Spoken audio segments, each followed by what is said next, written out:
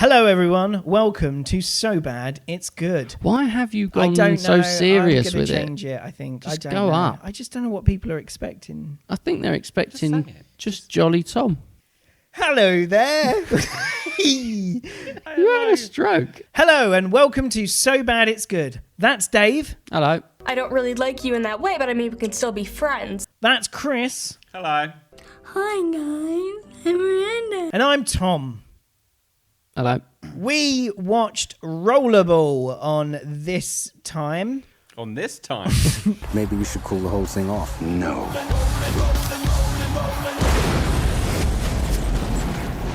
Rollerball. The incredibly successful film from the year 2000. And two. Some remake of a movie from 1975 that starred James Caan, which is quite well regarded if dated. This remake is not that. You got a chap called Jonathan Ross. What's his name? Jonathan Ross? Jonathan Cross. Oh, Cross. Cross. You said Ross. No, Jonathan Cross. Have we got your good here? Chap called Jonathan Ross. Have we got your good here? We're the Bully Busters. We eat straight rocks. If we catch you bullying, we'll knock off your socks. He's a chap who doesn't play by the rules and does some illegal street looting. Gets in trouble for that, doesn't get caught, but somehow manages to go to Central Asia to play rollerball with a chap called Ridley. So I just want to, because I might throw in little tidbits every now and again. I've watched the DVD commentary. Yeah, I did as with well. LL Cool J and who's on his own, and Chris Klein with Rebecca Roman. So I know a lot of tidbits about all of this. And Okay. I mean, they were... Here comes the man. Yeah, Marcus Ridley, a.k.a. LL Cool J, on a snatch up. LL Cool J at this point said, the money, gotta get the money. Yeah, you know you want some money. You better get that money. And he's an accountant by trade. Yeah. His character, not LL Cool J. Right, I was going to say. But he makes more money in the rollerballs. Than he can in working for years as an accountant, he says. It's getting sick. Watch your mouth, Chris. Oh! Every so often I'll give you a little drop them in. Drop some LL Cool J. Unwelcome, really disrupt the flow of everything that we're talking about. He obviously gets there and is successful because everyone chants his name. No, they Badly. don't. No, they don't. His name's Jonathan, and up on the screen they project the words John A. Ton. Jonathan. It's quite lovely that was what a dystopian future could have been in the early 2000s, was just mispronouncing somebody's name. By 2020 standards, that's not dystopian. We are in dystopia. Oh my God. My mind's just collapsing. No, I know. This won't make the edit, will it? I don't know. I think this is the only thing that's making the edit. He then realises it's corrupt when some people get hurt. He tries to escape after a couple more games and a couple more people get hurt. He gets caught. They try to kill him during the final game. They fail. He kills most of them with a foam chair. He was very easily able to get over the fact he just killed two people. Yeah, considering he was just a sports guy whose career hadn't gone quite the way he planned and wanted some success. And was outraged that people were dying, being hurt by this sport. And that's where you first see him gripping said foam stool and his fingers making a clear impression in the foam of the metal stool he's grasping. All this happens at a game which then, almost by coincidence, starts a revolution.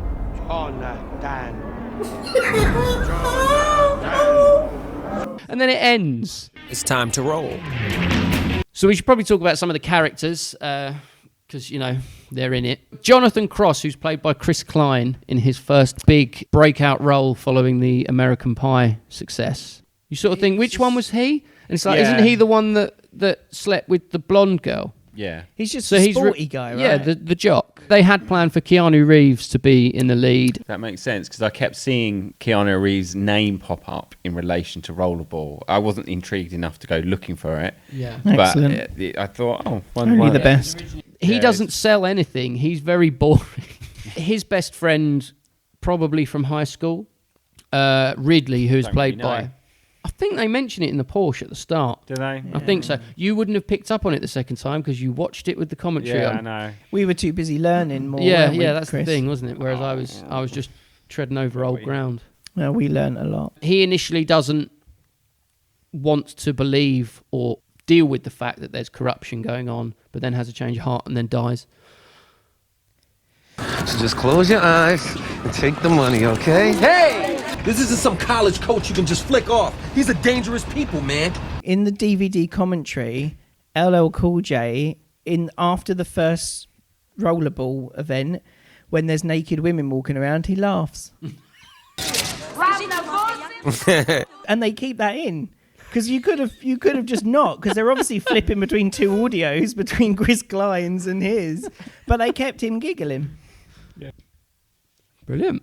So that's what we learned. What do we learn? He does mention early on that he's got kids. How long have you been back, bro? 3 weeks. Spent it with my kids.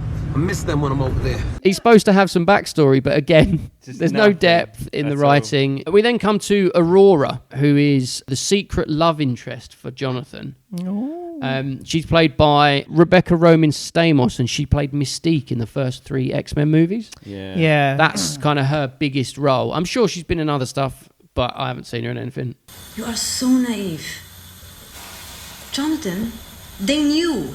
They knew what? To be fair, she's not awful. No, she's not. She's not. She is supposed to be doing a Dutch accent, though. Yeah. You have 2 crossings here at the Russian border. Here and here. One is by the river. I think if you leave now from here, you can make it there by morning. I thought you two were gonna come with us, and then we... He has family here. I have my mother.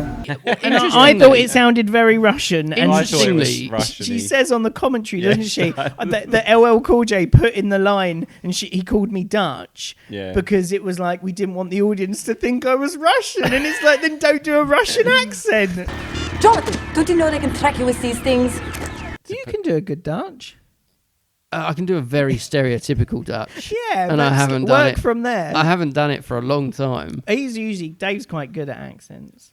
I was formerly. I think I've lost it a bit. Do Jamaican. I don't know. Do Indian. No.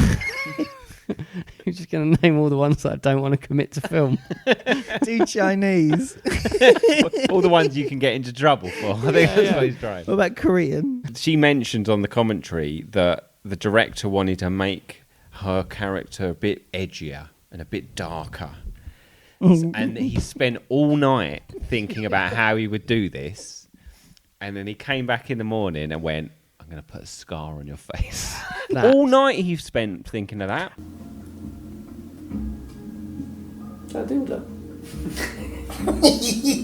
Alexei Petrovich, who is the head of Rollerball, obviously sounds very Russian. Is played by a very French Jean Reno from Leon fame. Fun little tip from the commentary track. He uses a dialect coach for every single syllable that he speaks Yeah, his in English isn't very good. You know, even though he doesn't speak the language really good, he's still always there and knows what's going on. Apparently, if you speak to him in a corridor, he doesn't really get you in English. There are moments, I think, where he sounds Russian. There are a lot of other bits where it's like, no, that's a Frenchman. Hey, Whitley, my homie. And let me introduce my friend. This is John Buckley from the US Network. The Enzo Molinari, Canale 5. Hello. Apart from the slight two-facedness he has around the media and then talking to That them. is good, though. He plays that well. Yeah. Like, I believe him I when mean, he the rest says, of the time. I'm going to look after this. I will take care of it. On my family's life. It's on my mother's grave. Mother's grave, I will take it. What is this accent? That's John Reno doing a Russian accent. Oh, well, okay. How could you be so thoughtless? Go fuck yourself.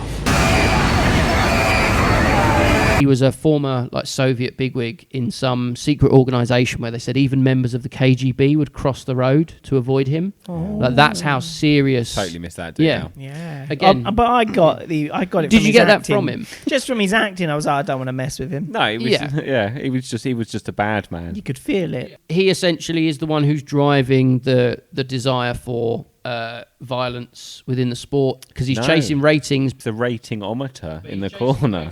That instant global rating, it's hilarious. Quick, we're 7.2. Kill someone on the ice is what they want. The global rating's nearly hit 40, Chris. Hey, I get it. Your nipples get hard at the very sight of me, right? Paul Heyman. He was excellent. I actually think he's the best thing in this. Yeah, because he's just playing Paul Heyman. We got a fox in the box. A fox in the box. They put that fox in and the bus. So Paul Heyman was the owner of a wrestling promotion called ECW, which was a rival of the WWE. He was a manager, did a lot of in-ring promos, and did commentary for wrestling. As a promo guy, he's really good. He's one of my favourites, definitely. Every time he came on, I was like, I want to hear what you want to say. Yeah, I want to hear what what's he going to say There's about actually this? quite a wrestling parallel with this film. Well, it's also got Shane McMahon in it. They also describe Rollerball as sports entertainment. Wrestling literally now isn't sort of described as sports entertainment because it's an entertainment form that's based around sport. But then there's kind of a parallel. The idea of sort of him the evil man, going after syndication and sort of doing it in quite a grotesque way. Some parallels with how Vince McMahon built his empire. It's time to roll. This movie is directed by a chap called John McTiernan, most well known for filming all 3 of the Die Hard movies. Yeah. Along with a few other kind of action movies. He's kind of quite well known for being able to make pretty good action movies. Yet in this, I don't really get why he made the choices he made. Like, it just doesn't... I can't see what kind of film he was actually trying to make, because he wanted to focus on the rollerball. The rollerball's so bad. You know, when you said it'll be alright because it'll have some action in it. Who said that? He said that earlier. This one won't be so bad because it'll have some action in it. It's so choppily edited that you can't really get a sense of what the action is that's going on. You just flick from person to person, moving about.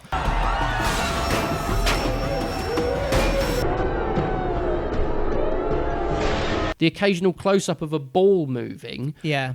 And then someone flying through the air and hitting a large papier-mâché bowl. Yeah. The original cut that he made was put before screening audiences and was largely derided.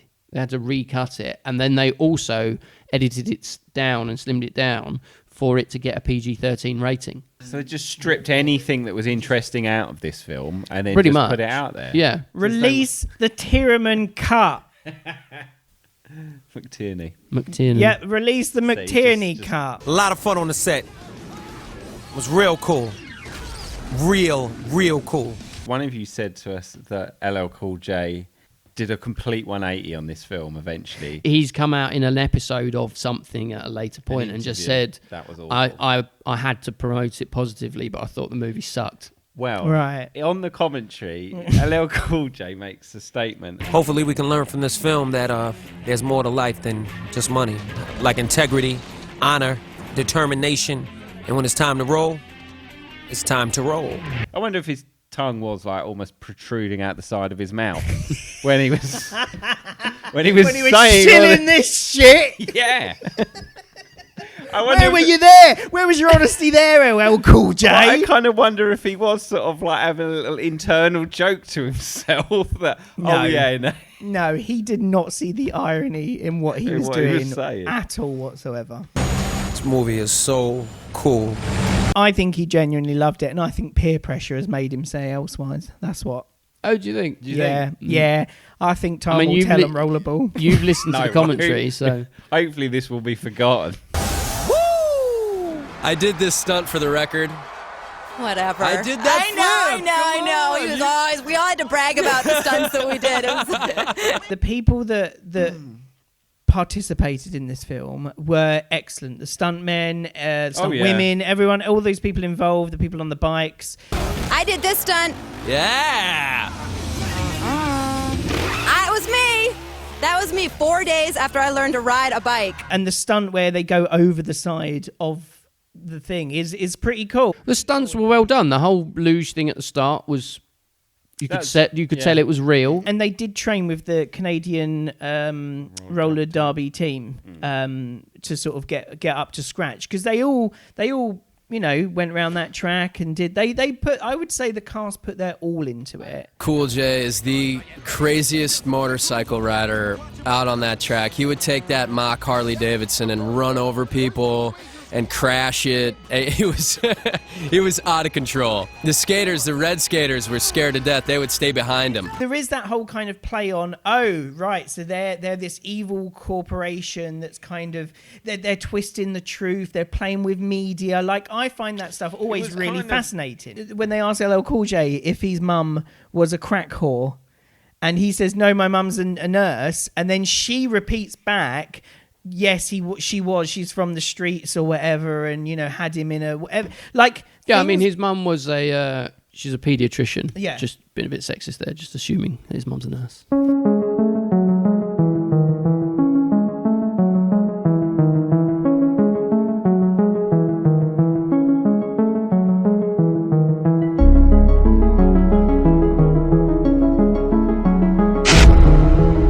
Because that was the criticism this film got, was it didn't have the same social commentary as the original. That's what I'm saying. It didn't push enough, because they did the bit where he's drinking the drink and then they go... Label out. Label out. Champion Rollerball John Natman. They're sprinklings. They don't go anywhere else with that. I think it speaks to... So I did some reading. Only the best. The original script was written that apparently did a really good job of correcting some of the original movie. Didn't make a lot of sense. They kind of rewritten that to improve upon the message that there was supposed to be on the social commentary. And the director just said, no, I don't like that script. I want to focus on the rollerball, because that's what people will find more entertaining. So he made them rewrite the script to suit that perspective. But I think they left a lot of probably what they were trying to say in there. Yeah. What you ended up with was essentially the kind of this mishmash of different ideas, not really being bound together, and the director being the fan of the action-y type stuff. So just kind of throwing away a lot of what could have been really built up annoying around... because the rollerball stuff is the worst stuff. It's time to roll. Does that come for them? Maybe. Are they on a track? Are they on a...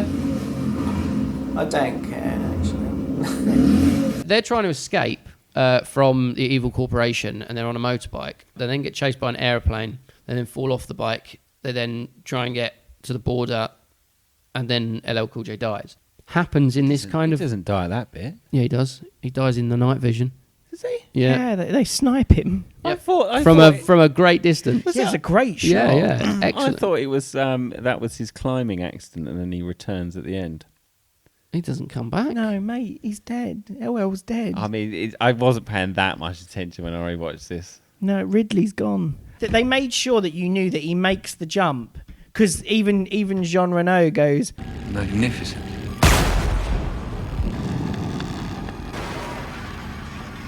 That's when he stopped talking in the commentary. He basically then goes, I'm outie. And he doesn't talk for the rest of the... He has nothing to say on the rest of the production of this film. There were points where they go silent for a really long time, like even the other two.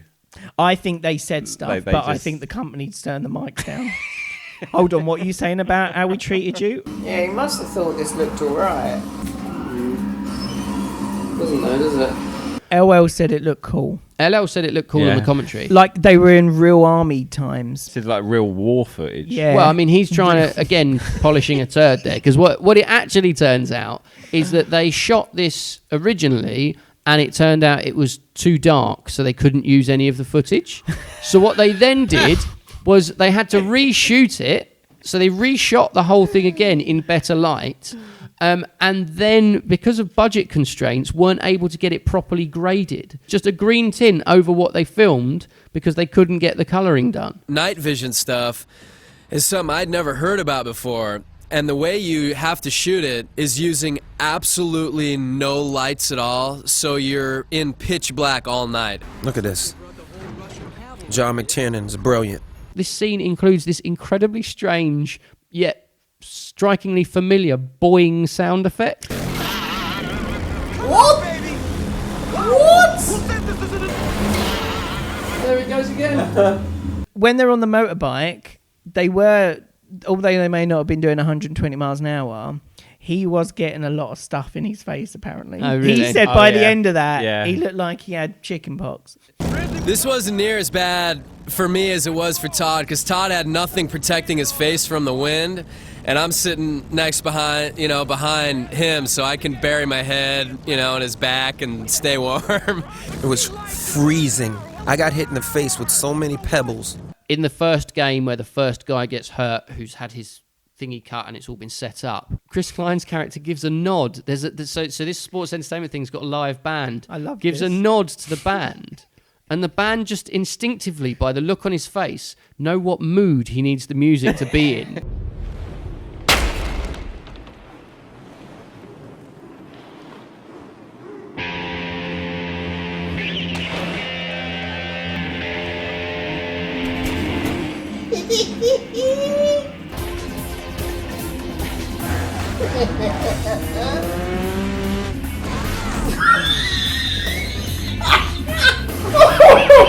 That was the best one!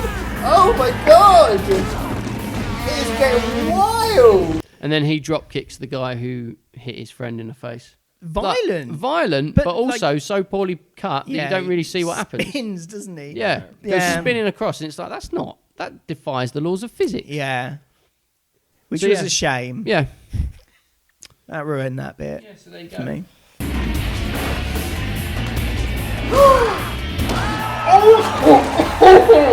Last thing to talk about really is the big finish.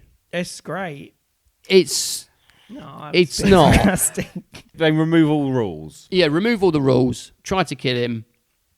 He gets the ump about it. All the other rollerball players say, "Oh no, this is quite bad. Actually, I'm not doing this anymore." When the mood changes. Is anybody going to stop this? We should cut the feed. No, leave it. But then they, along with commentator Paul Heyman, actively encourage him to inflict death upon the people in the corporate box.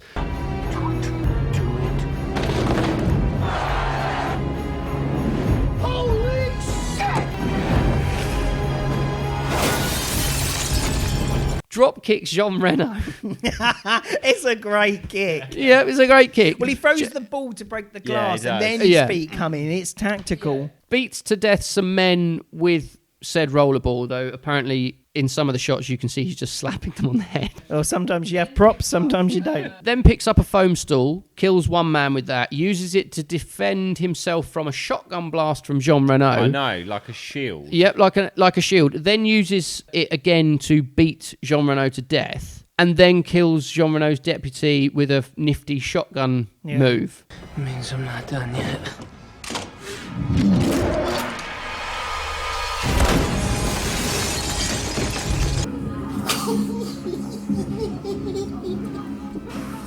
That was meant to be so cool! He then goes and gets in a truck with the woman, having seen some of the rollerball players killing some of the henchmen in some terribly skating after a henchman who can clearly run faster than the person on the skates.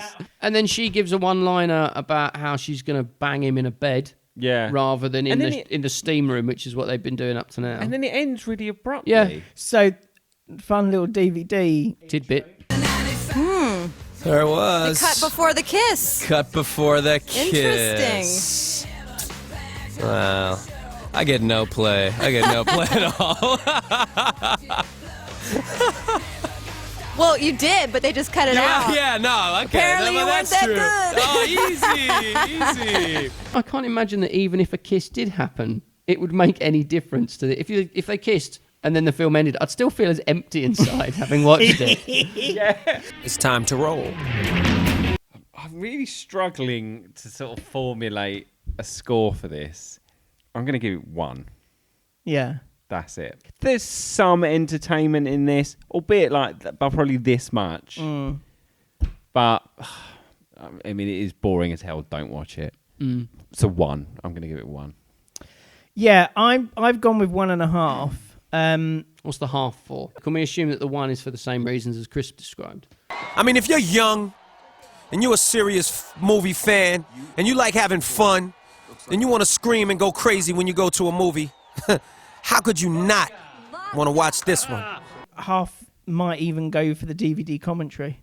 Do you think you were? Well, a quarter of that I don't know half. that you can give it that, though. Cause I think I can do what I want.